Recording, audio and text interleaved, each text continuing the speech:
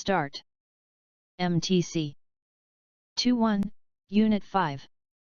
1-2 Exercise 1. It has been suggested that people gradually internalize norms to which they initially adhere for reputational reasons. A person tells the truth because he fears a reputation for dishonesty, but over time he internalizes the norm of truth-telling, and tells the truth because if he lied he would feel guilty.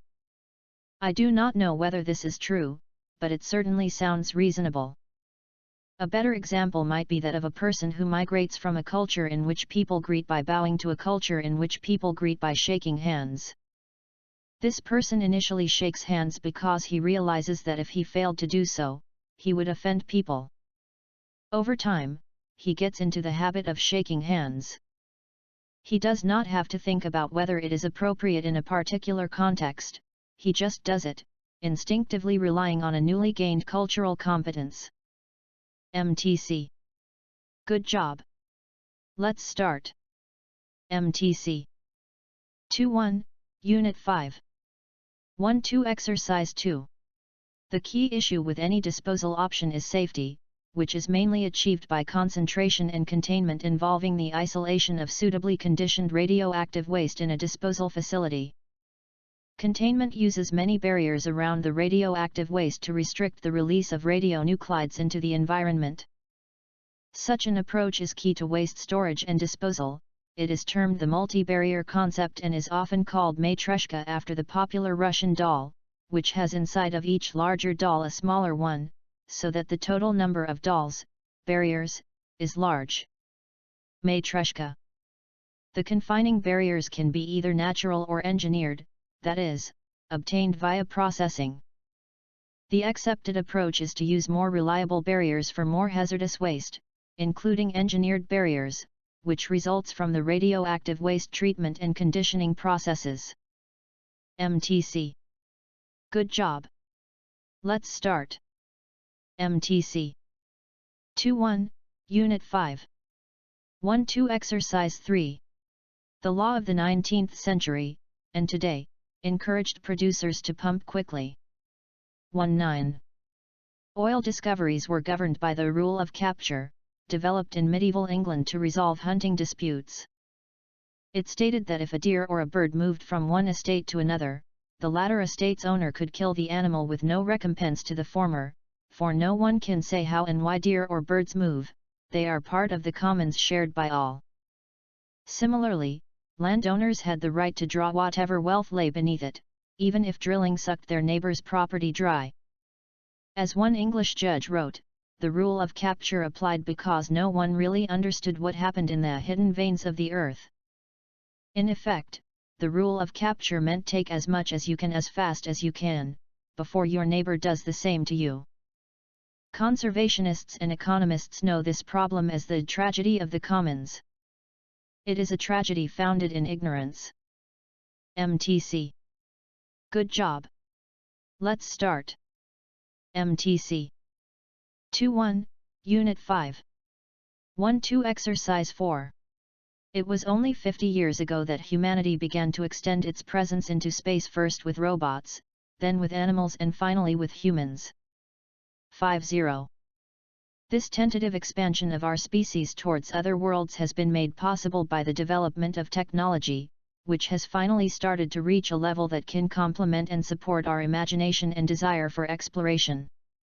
However, considering the size of the universe and the growing number of promising sites on many worlds where life might quite like to snuggle up, the search has barely begun. When we finally find life on another world, and it will be one of the most significant cultural events in human history, having a profound impact on the question of our origins. It is not surprising, therefore, to find that such possibilities have been discussed by every human civilization and culture, primitive or advanced, as far back as we have written records. Even before these thoughts were given a name, such extraterrestrial wonderings found their outlet through myths, cave paintings, fictional literature, music, and poetry, then later through films and TV shows. TV. MTC. Good job. Let's start. MTC 2-1, Unit 5. 1-2 Exercise 5-6. Negative experiences might have value for a person. For instance, working the graveyard shift in a bottling plant one summer while in college toughened me up. 8. But negative experiences have inherent negative side effects, such as psychological discomfort or the health consequences of stress. They can also create or worsen conflicts with others. When my wife and I were tired and exhausted raising 2 young children, we snapped at each other more often. The costs of negative experiences routinely outweigh their benefits, and often there's no benefit at all, just pain with no gain.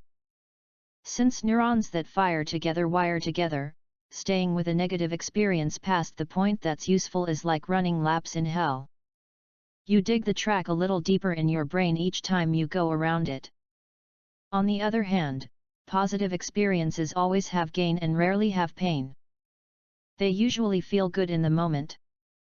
Additionally, the most direct way to grow inner strengths such as determination, a sense of perspective, positive emotions, and compassion is to have experiences of them in the first place.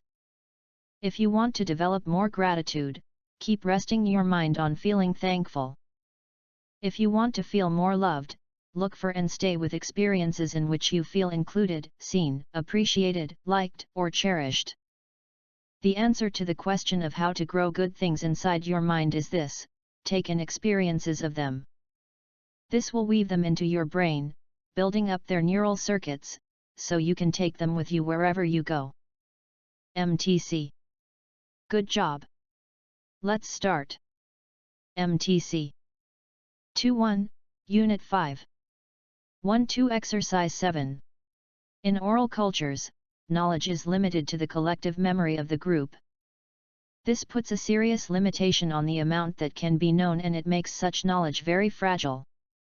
If the wisdom of the tribe is not committed to memory, then it cannot be passed on to the next generation and will be permanently lost. Given this, oral societies tend to encode their knowledge in formulaic patterns, such as rhymes, proverbs and clichés, which are easy to memorize. They also tend to be cognitively conservative, for any experimentation or divergence from established ways of thinking puts the wisdom that has been accumulated over generations at risk. On the plus side, members of oral cultures are sometimes capable of prodigious feats of memory.